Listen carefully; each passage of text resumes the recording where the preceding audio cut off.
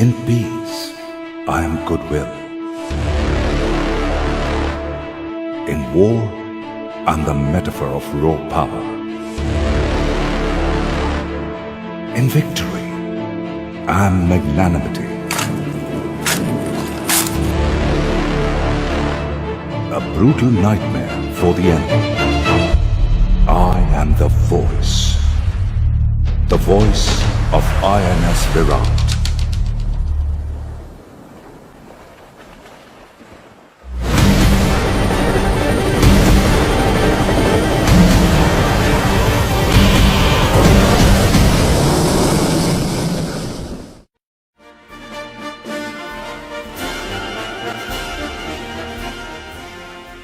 Born of the finest steel, to be tempered in the fiercest of battles to come, she took shape at Vickers shipyard in Barrow, United Kingdom. Lady Clementine, wife of Prime Minister Sir Winston Churchill, formally launched Hermes on 16 February 1953, a good 8 years after her keel was laid. Name this ship Hermes. May God bless her and all who serve in her.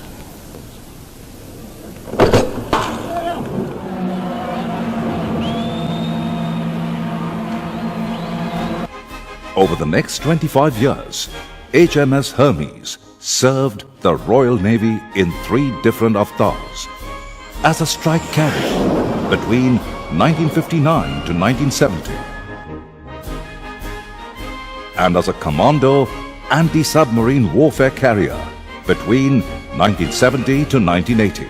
Her third and final role from 1980 onwards was that of a vertical short takeoff and landing V-stall carrier, for which she underwent major structural modifications. This included the famous nose job, a 12-degree ramp designed to optimally launch Sea Harrier operations.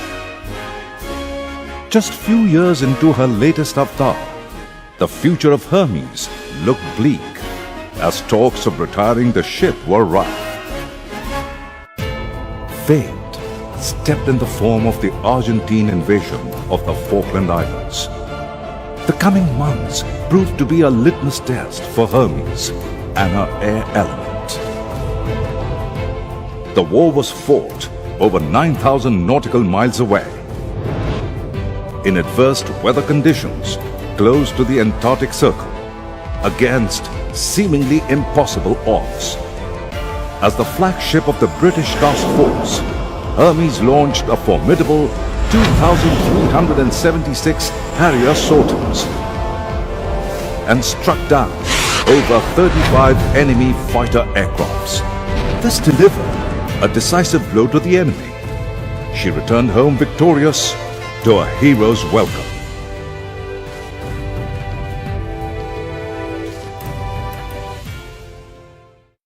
Soon after the war, she was removed from active service. While many were saddened at the end of an era, no one imagined the glorious future that lay ahead. Coincidentally, INS Virat was nearing the end of her service life, and the Indian Navy was mulling over the need for a second aircraft carrier.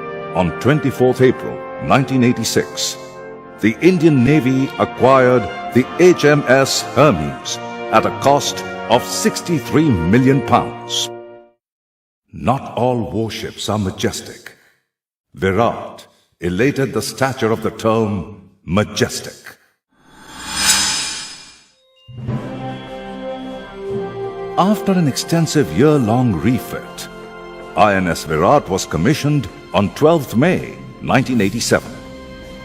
Captain Vinod Pasricha, now Sena Medal, took over as the commissioning commanding officer. She was subjected to a grueling set of tests and trials, which she successfully aced. Finally, INS Virat sailed from Plymouth to India on 23rd July 1987. On 21st August 1987, INS Virat entered Indian waters, signaled her transition into a true blue Indian warship. INS Virat now sported a proud new crest, a soaring eagle, symbolizing superior air power. Clutched in the eagle's talons are 5 arrows, which represented the ship's versatile weapon capabilities. A brand new Sanskrit motto, Jalameva Yasya, Balameva Tatsya, meaning he who controls the sea is all-powerful, was adopted. With a full load displacement of 28,700 tons, she is a swell 227 meters long and 49 meters wide, conventionally powered and steam propelled. She is capable of operating at sea for durations in excess of 3 months at a time, while sustaining speeds of up to 26 knots.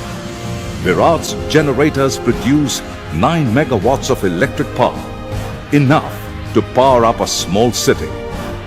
With a highly motivated complement of 150 officers and 1,500 sailors, Virat is a veritable mini-city on the move.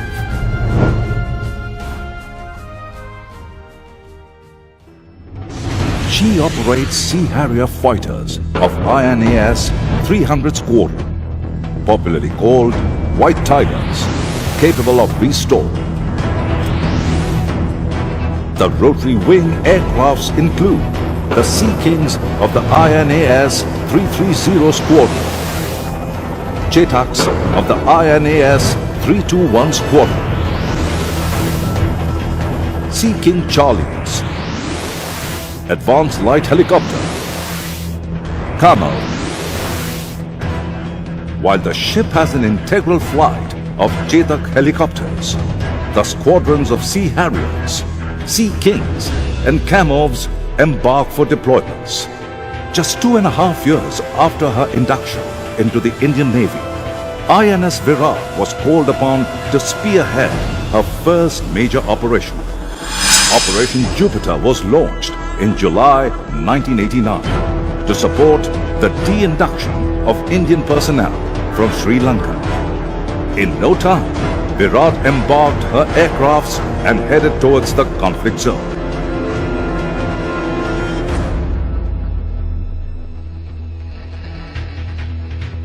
"76 helicopter sorties were mounted over a period of 6 hours off Kochi to embark over 360 soldiers of the 7 Garhwal Rifles.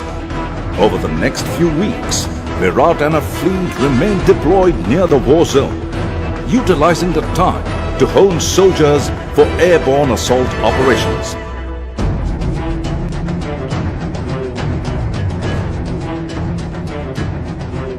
To mark this watershed event, Virat was affiliated with the Garhwal Rifles and Scouts, an elite infantry regiment of the Indian Army. Virat was called into action yet again during Operation Parakram. As a flagship of the Western Fleet, she was instrumental in exercising maritime control over the North Arabian Sea.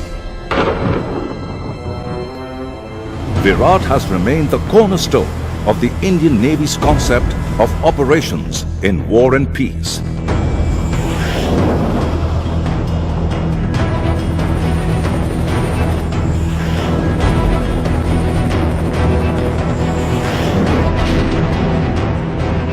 And has carved an indispensable niche for herself in the nation's defense consciousness. She has led the Indian Navy in numerous international joint exercises, like Malabar with US Navy, Varuna with French Navy,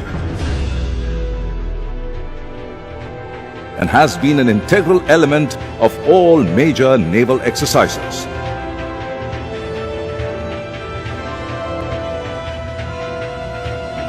Her last operational deployment was for participation in the International Fleet Review, IFR 2016 at Visakhapatnam.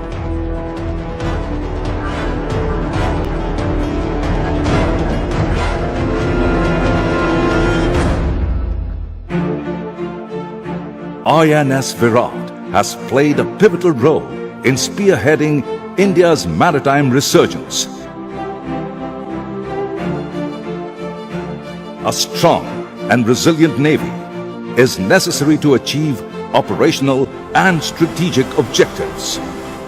Control of the seas is vital for projection of power and success of nations. In this, Virat has played a distinguished role.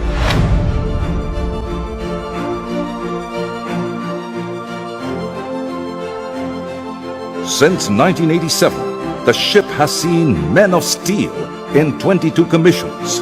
Her deck has launched 22,034 hours of flying. Her boilers have steamed for 80,715 hours. She has spent nearly 2,250 days at sea, sailing 5,88,288 nautical miles. Dubbed as the Grand Old Lady today, she has seen it all and done it all. She has etched herself deeply into the conscience of the nation's maritime legacy.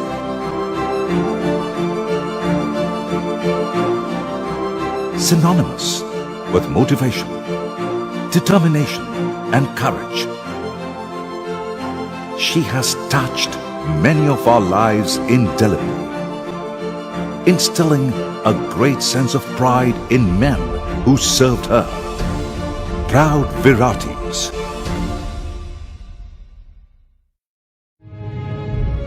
Despite overwhelming sentiments and nostalgia, huge maintenance costs have made her decommissioning inevitable.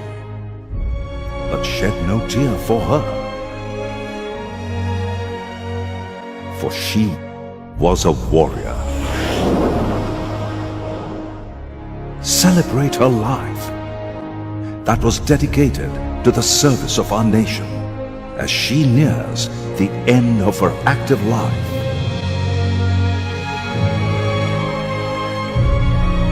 Her spirit would well be whispering these words. My bow has seen countless horizons. My wake has disturbed many seas. Ports so many, so distant, that my chronicles would fill a library. I'm only a vessel, some people say, but I could have lived no other way. And into a luminous infinity, I sway.